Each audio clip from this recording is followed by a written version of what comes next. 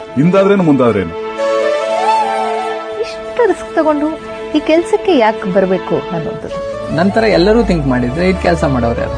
At least ನಮ್ಗೇನೇ ಹೆಚ್ಚು ಕಡಿಮೆ ಆದ್ರೂ ಮನೆಯವರವರು ಸಹ ಚೆನ್ನಾಗಿರ್ತಾರ. ಯಾಕೆ ಇಷ್ಟು ಪ್ರೀತಿ ಆ ಕೆಲ್ಸದ ಮೇಲೆ ಅಂತ ಒಂದು ಬಂಡ ಧೈರ್ಯ ಅಂತಾರೆ.